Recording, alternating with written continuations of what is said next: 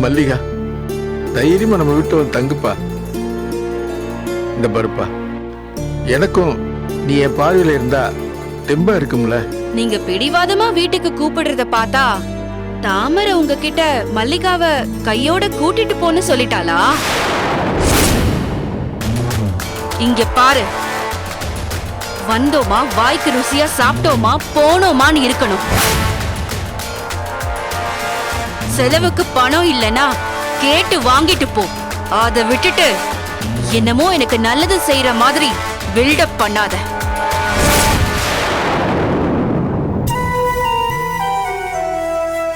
மல்லிகா, அண்ணனை பார்த்தா அப்ப இப்படி பேசுற?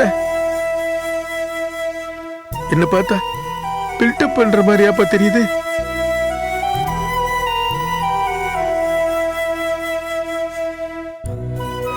எப்பா மல்லிகா, அண்ணன் தங்கச்சி உன்னை வீட்டுக்கு கூப்பிட்டது ஒரு குத்தமாப்பா? மல்லிகா, ஏப்பா இப்படி பேசுற? மல்லிகா, உங்க 2 பேரையும் காப்பாத்துறதுக்கு நான் பட்ட பாடு இருக்கேன். அது கொஞ்சமா நஞ்சமாப்பா? உங்க 2 பேர்த்தையும் கண்ணுக்குள்ள வச்சு காப்பாத்தல நான்?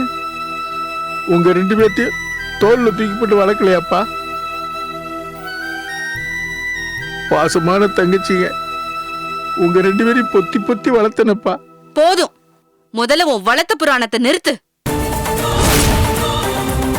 நானும் பார்த்துக்கிட்டே இருக்கேன். பிறந்ததுல இருந்து இதையே சொல்லிட்டு இருக்க. 25 வருஷமா இதையே கேட்டு கேட்டு காது புண்ணாயிடுச்சு.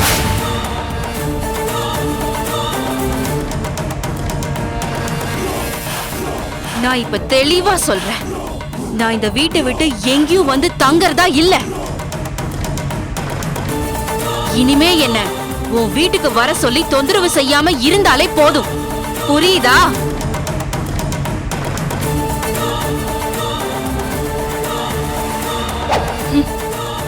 எனக்கு ஏதாவது நீ நல்லது செய்யறதா இருந்தா இந்த பாசமலர் மசாலா கம்பெனில பாதி எனக்கு வாங்கி கொடு.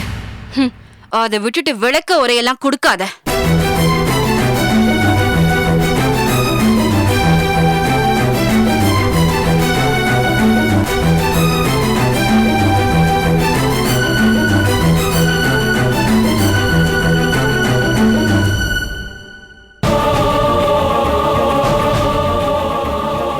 ஆண்டவா, இவளுக்கு என்ன ஆச்சு? ஏன் இப்படி நடந்துக்கிறா? இப்படியே இவளை விட்டுற முடியாது, விட்டுறவும் கூடாது. இவ இப்படி நடந்துக்கிறதுக்கு காரணத்தை கண்டுபிடிச்சு சரி செய்யணும்.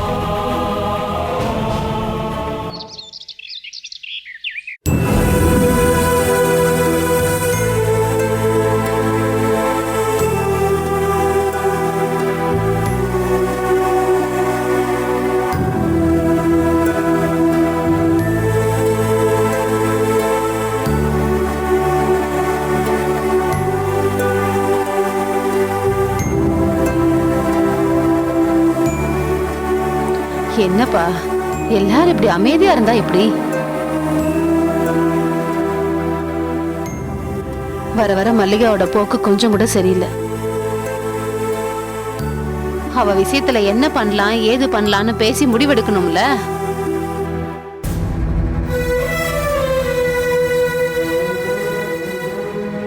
கல்லடி பட்டாலும் கண்ணடி படக்கூடாதுன்னு பெரியவங்க சொல்லுவாங்க. இந்த வீட்டில் எப்பவுமே எல்லாருமே கலகலப்பா இருந்தா நான் பார்த்துருக்கேன். ஆனா இப்ப வீடே கலகலத்து போன மாதிரி ஆயிடுச்சு. அதனாலதான் சொல்றேன், யாருக்கு என்ன பட்டுச்சுன்னே தெரியல. இந்த வீட்டில் யாராவது உம்முன்னு இருந்தா அவங்கள சிரிக்க வைக்கிறதுக்காக அந்த இடத்த விட்டு நகரவே நகராது என் தங்கச்சி மல்லிகா. ஆனா இப்போ அது முகத்தில் சிரிப்பை பார்க்கறது அபூர்வம் ஆயிப்போச்சு. பொதுவா ஒரு பொண்ணுக்கு தலைப்பிரசவன்றது மறுபிறவி மாதிரி. அந்த வகையில் நம்ம தாமரை அழகான ஒரு ஆம்பளை குழந்தைய சுகப்பிரசவத்துல பெத்து கொடுத்துருக்காங்க. ஆனா அந்த சந்தோஷத்தை இந்த வீட்டுல யார் முகத்திலையும் பார்க்க முடியலையே. அதை நினைச்சா மாப்பிள்ள தினம் தினம் என் மனசும் புளிங்கிட்டே இருந்துச்சு. நீங்களும் அதே தான் நினைச்சுக்கிட்டே இருந்திருக்கீங்க. ஒரு தங்கச்சி குழந்தைக்கு நான் தாய் மாமன் ஆயிட்டதை நினைச்சு சந்தோஷப்படுறதா, இல்ல இன்னொரு தங்கச்சி எதையோ பறி கொடுத்த மாதிரி எல்லாரும் மேலே எரிஞ்செறிஞ்சு விழுகிறாளேன்னு நினைச்சு கவலைப்படுறதானே எனக்கு தெரியல மாப்பிள்ள. அண்ணே, எனக்கு பிறந்த குழந்தை முகத்தை பார்த்து என்னை விட அதிகமா சந்தோஷப்பட்டது மல்லிகா தானே. இப்ப நினைச்சு பார்த்தாலும் என்னால அதை நம்பவே முடியலண்ணே. அந்த மல்லிகாவா எல்லார்கிட்டயும் அப்படி எரிச்சலோடையும் கோவத்தோடையும் நடந்துக்கிறா? என்கிட்ட அன்பாவும் பாசமாவும் பேசுற மல்லிகா இப்ப என்கிட்ட முகம் கொடுத்து கூட பேசுறது இல்லைங்கிறத நினைச்சா என் மனசு கொஞ்சம் சங்கடமா தான் இருக்கு. என் மேல அவ கோவப்படுற பொண்ணே கிடையாது.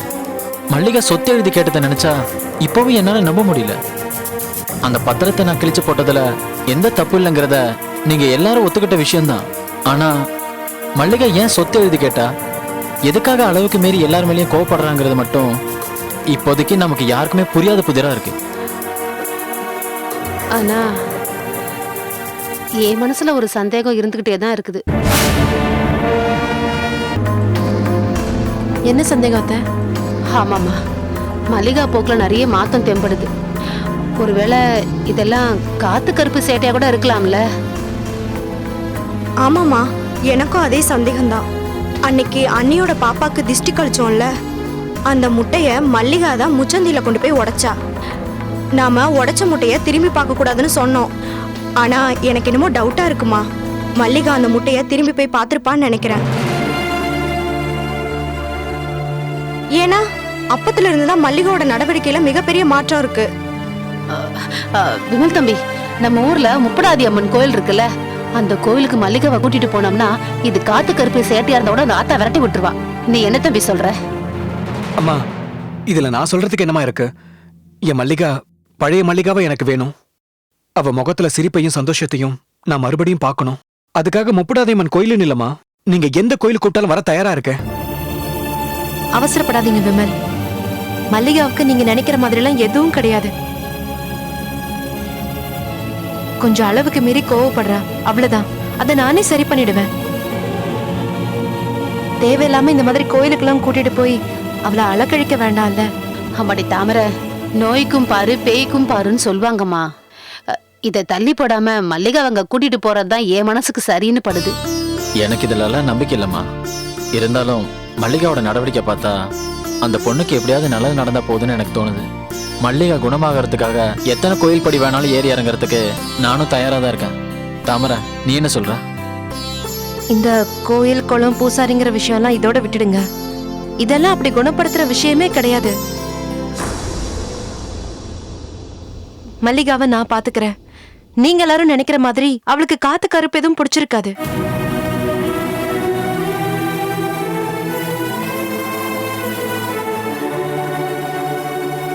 நம்ம எல்லாரும் மல்லிகா மேல முன்ன விட அதிகமா அன்பு காமிக்கணும். அந்த அன்பு ஒண்ணுதான் இதுக்கு மருந்து. அவளோட சின்ன சின்ன கோபதாபத்தெல்லாம் நம்ம பெருசுப்படுத்தாம இருக்கணும். அதுக்கு நாமெல்லாம் கொஞ்சம் பொறுமையா இருக்கணும். அண்ணி, நீங்க எப்பவுமே மல்லிகாக்கு சப்போர்ட்டா தான் அண்ணி பேசுறீங்க. நாங்க இவ்ளோ பேர் சேர்ந்து சொல்றோம் கோவிலுக்கு போலான்னு, நீங்க மட்டும் தான் நீ வேணான்னு சொல்றீங்க. ஏன் அண்ணி இப்படி பேசுறீங்க? ஐயோ, அப்படிலாம் எதுவும் இல்ல. நான் சின்ன வயசுலயே பாத்திருக்கேன். இந்த காத்து கருப்பு பேயெல்லாம் ஓட்டுறோன்னு சொல்லி அடிச்சு துவைச்சு இம்சை பண்ணிடுவாங்க. என்னால அதை நினைச்சு கூட பார்க்க முடியல. என் மல்லிகா பூ மாதிரி, அவளை கடவுள் கிட்டதான் ஒப்படைக்கணும். நான் பாத்துக்கிறேன். நீங்க எல்லாரும் தயவு செஞ்சு எனக்கு உதவியா இருந்தா போதும். தாமரை, உனக்கு சரின்னு தோணுச்சுன்னா எங்க எல்லாருக்குமே அது சரின்னு தாம்மா தோணும். நாங்க எல்லாரும் உனக்கு உதவியா இருக்கோம்மா. எட்ரா கையன்னு என்னை பார்த்து என் மல்லிகா சொல்றதுக்கு சான்ஸே இல்ல.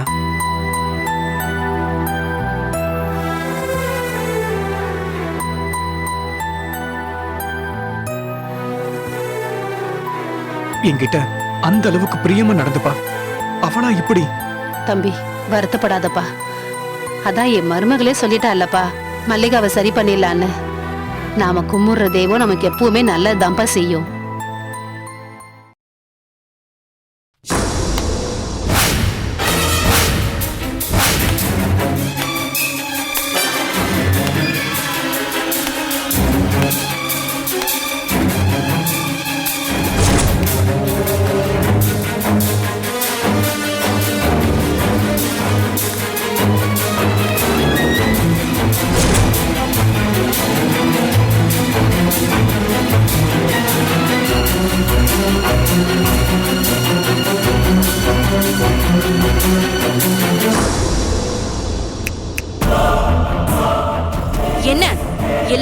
ஓட்ட மேஜை மாநாடு போடுறீங்களா?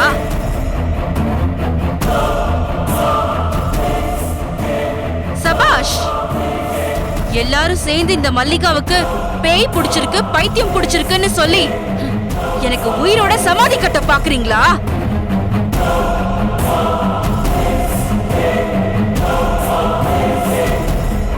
என்கிட்ட அதெல்லாம் நடக்கவே நடக்காது. உண்மையிலேயே நான் சரியாதான் இருக்கேன். நீங்க தான் யாரும் சரியில்லாம இருக்கீங்க. என்ன பத்தி தப்பு தப்பா பேசிட்டு இருக்கீங்க. எல்லா கொடுமையும் நீங்க எனக்கு செஞ்சுட்டு ஏதோ நீங்க கொடுமை அனுபவிக்கிற மாதிரி பேசிட்டு இருக்கீங்க.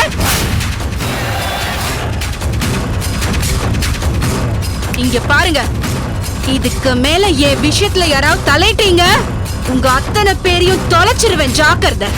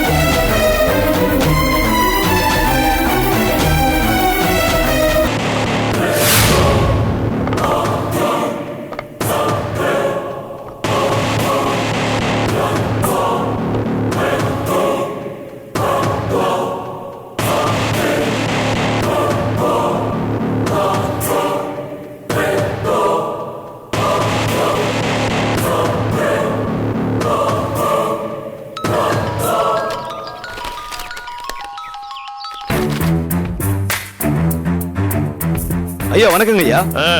என்னப்பா குணா, ரொம்ப பெரிய ஆளாயிட்ட போல இருக்கு. உன்னை பிடிக்கவே முடியல. ஐயா நாங்களாம் ஆளை தூக்குற ஆளு, ஒரு இடத்துல உட்கார்ந்துட்டு இருக்க முடியுமா? அப்புறம் எங்களை தூக்கிட மாட்டாங்களா? அது சரி, எங்க நீ அரசியலுக்கு போயிட்டியோன்னு நினைச்சேன். கரவேட்டி கட்டி கையெடுத்து கும்புறதுக்கு பதிலா கழித்து நிட்டு போயிடலாம் ஐயா. ஓட முடியற அளவுக்கு ஓடுவோம், முடியலையா உங்களை மாதிரி கம்பெனி கட்டி பிசினஸ் மேன் ஆயிடுவோம். வாயா வா, ஏன் பேச மாட்ட? அது சரி, எங்க இருந்தாலும் நீ நல்லா இருக்கணும். ஆனா எனக்கு போட்டியா வராம இருந்தா சரி. ஐயா என்னங்க ஐயா இப்படி சொல்லிட்டீங்க? உங்க கையில பழகணும் ஐயானா. என்ன விஷயம், நான் என்ன செய்யணும்னு சொல்லுங்கய்யா. உனக்கே நல்லா தெரியும் நான் யாரு, எப்படிப்பட்டவன்னு. நான் ஒரு கம்பெனிக்கு முதலாளி. எதுக்காக, யாருக்காக நான் இதெல்லாம் சம்பாதிச்சு வச்சிருக்கேன்? என் பொண்ணு ஸ்ருதிக்காக தானே. அவன் மேல நான் உயிரே வச்சிருக்கேன். அவளும் என் மேல பாசமா தான் இருக்கா. ஆனா இப்ப யாரையோ காதலிக்கிறேன்னு சொல்றான்.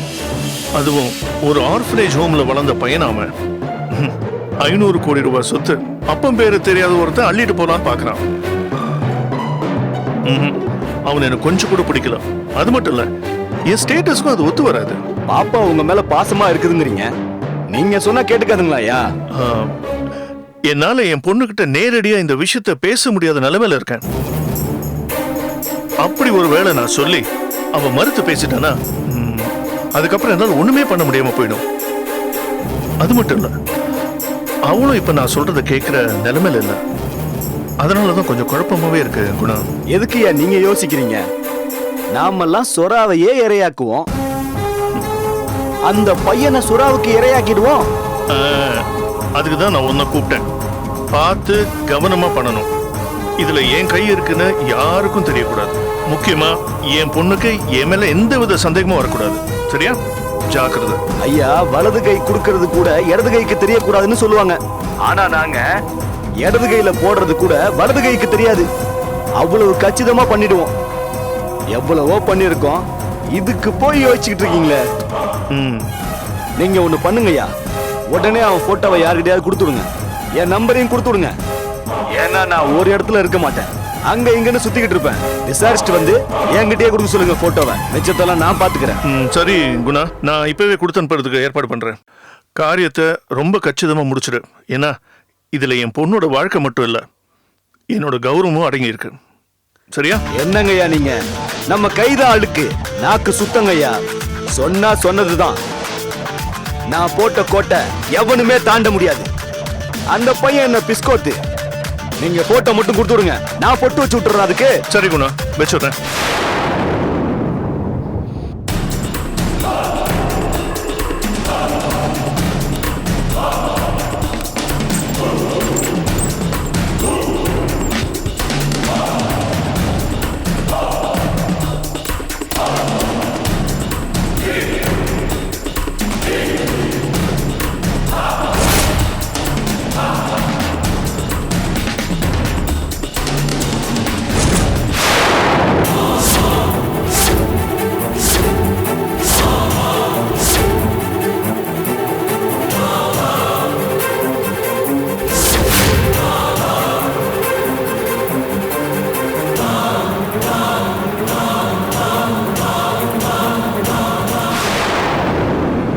ஸ்ருதி, உனக்கு என்ன வேணுமோ என்கிட்ட கேளு. இன்னி வரைக்கும் உனக்கு நான் எந்த குறையும் இல்லாம பார்த்துக்கிட்டு இருக்கேன். நீ என்ன சொல்ற? என்னப்பா இப்படி கேக்குறீங்க? நான் கேட்டு இது வரைக்கும் நீங்க எதையுமே மறுத்தது கிடையாது. ம், இன்னும் சொல்ல போனா நான் கேக்குற வரைக்கும் நீங்க விட்டதே இல்லையே. ம். எனக்கு என்ன வேணுமோ அதுக்கு மேலேயே நீங்க எனக்கு கொடுத்துருக்கீங்க. இதெல்லாம் நான் சொல்லிதான் நீங்க தெரிஞ்சுக்கணுமா? எனக்கு எல்லாம் தெரியும். இருந்தாலும் நீ சொல்லி கேட்கறதுல ஒரு சந்தோஷம் இருக்கு இல்லையா, அதான். ஓகே, அப்ப நான் தினமும் சொல்லிட்டே இருக்கேன், நீங்க தினமும் சந்தோஷமாயிட்டே இருங்க. Why not? அப்புறம் ஸ்ருதி, நானும் கொஞ்ச நாளா பார்த்துக்கிட்டு தான் இருக்கேன். நீயும் ஜாலியா சந்தோஷமா தான் இருக்க. ஆனா என்னன்னு தான் என்கிட்ட சொல்ல மாட்டேங்கிற. சாரிப்பா, நானே உங்ககிட்ட எப்படி சொல்றதுன்னு யோசிச்சுட்டு இருந்தேன். இப்ப நீங்களே கேட்டுட்டீங்க. ம்ஹும்.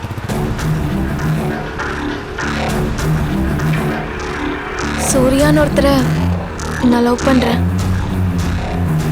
சூர்யாவும் என்னை லவ் பண்றாரு.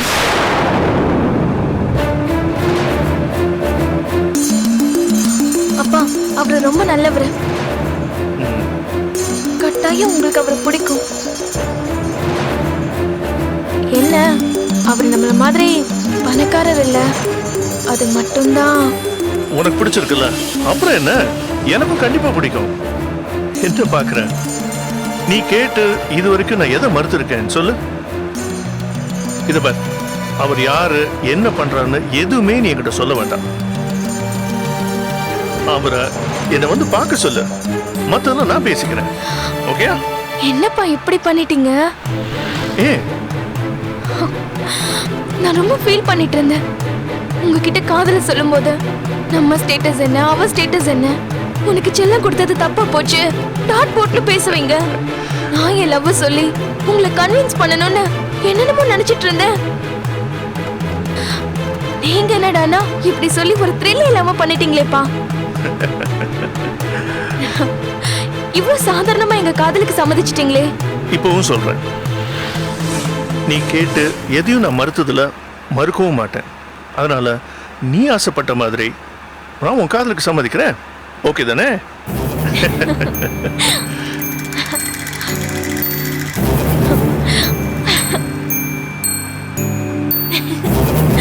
தேங்க்ஸ்பா.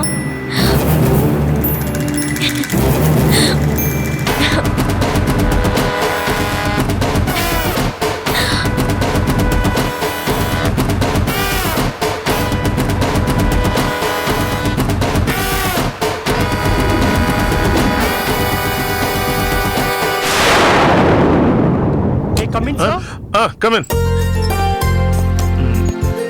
என்னோட ஒரு பர்சனல் ஒர்க் இது. ஓகே, செய்யறதுக்கு நம்ம கம்பெனில நம்பிக்கையான யூத்தான ஒரு பையன் வேணும். அப்படி யாரா இருக்காங்களா? இருக்காங்க சார். பாரின் ஒருத்தர் இருக்காரு. நீங்க சொன்ன மாதிரி யூத்தாவும் தில்லாவும் நேர்மையாவும் இருக்கார் சார். நம்ம டில்லி பாபு சிமெண்ட் மூட்டையில ஊழல் பண்ணத இந்த பாரி தான் சார் துணிச்சலா கண்டுபிடிச்சாரு. நல்ல விசுவாசி சார். அந்த பையனை கையோட கூட்டிட்டு வாங்க. சரிங்க சார்.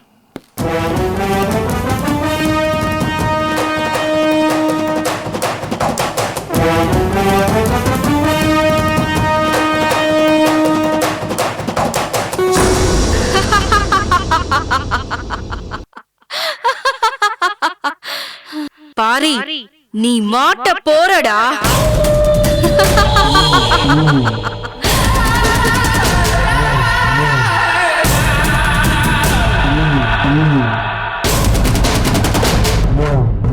யாருக்கிட்டையும் கொடுக்க கூடாது, சரியா? ரொம்ப பர்சனலுங்கிறதுனால தான் உங்ககிட்ட கொடுக்குறேன். கரெக்டா கொடுத்துருவீங்கல்ல? நீங்க கவலைப்படாதீங்க சார்.